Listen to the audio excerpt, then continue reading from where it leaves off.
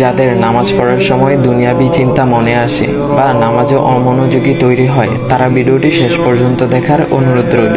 হযরত আলী রাদিয়াল্লাহু তাআলা আনহুর কাছে একজন ব্যক্তি এসেছে।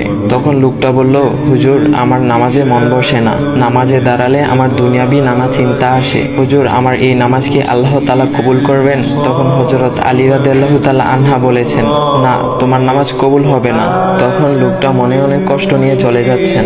এমন সময় রাসূল সাল্লাল্লাহু আলাইহি ওয়াসাল্লাম এসে হযরত আলী রাদিয়াল্লাহু তাআলা আনহুকে জিজ্ঞাসা করলেন, ইয়া আলী, আপনার কাছে লোকটা কেন এসেছিল?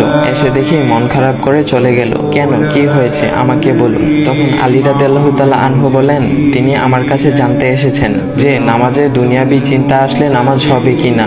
আমি বলেছি, না, তোমার নামাজ কবুল হবে না। রাসূল সাল্লাল্লাহু আলাইহি ওয়াসাল্লাম তখন বলেন, ইয়া আলী, আপনাকে আমি একটা চাদর উপহার দিতে চাই, তবে একটা শর্ত আছে। আলী রাদিয়াল্লাহু তাআলা আনহু খুশি হয়ে বলেন, ইয়া রাসূলুল্লাহ, কি শর্ত তা বলুন, আমি আপনার সকল শর্ত মেনে নিব।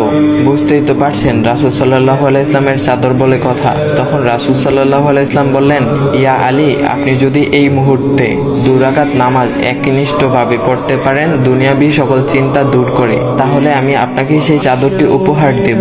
আলী রাদিয়াল্লাহু তাআলা আনহু বলেন, এটা তো সাধারণ ব্যাপার। আলী রাদিয়াল্লাহু তাআলা আনহু তখন নামাজে দাঁড়িয়ে গেলেন আর তিনি নামাজ পড়তে শুরু করলেন। এমন সময় তার মনের মধ্যে শুধু ভাবনা চিন্তা আসতে শুরু করলো, আচ্ছা, আমাকে যে রাসূল সাল্লাল্লাহু আলাইহি ওয়াসাল্লাম যে চাদরটা দিবেন সেটা কি ফাতিমার চাদর নাকি রাসূল সাল্লাল্লাহু আলাইহি ওয়াসাল্লামের? আচ্ছা, চাদরখানা দেখতে কেমন হবে?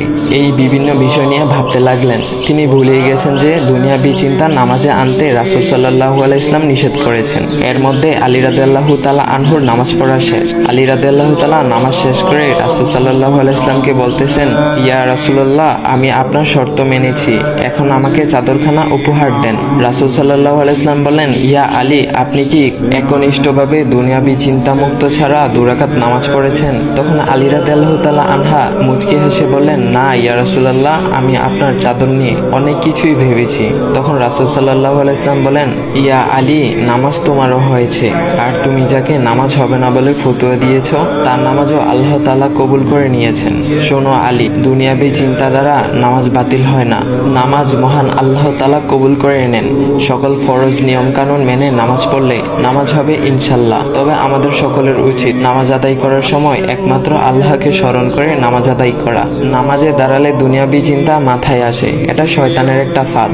আল্লাহ তাআলা আমাদের সকলকে শয়তানের কুমন্ত্রণা থেকে হেফাজত রাখুক এবং সঠিকভাবে মনোযোগের সাথে নামাজ আদায় করার মতো তৌফিক দান করুক। সবাই বলি আমিন। চাইলে ভিডিওটা আপনি অন্যদের কাছে শেয়ার করতে পারেন, এতে অন্যদের ভুল ভ্রান্তিগুলো দূর হবে। তো গাইস, এমন ইসলামিক ভিডিও পাওয়ার জন্য ভাইয়ের আইডিটা ফলো করে দিয়ে যাও।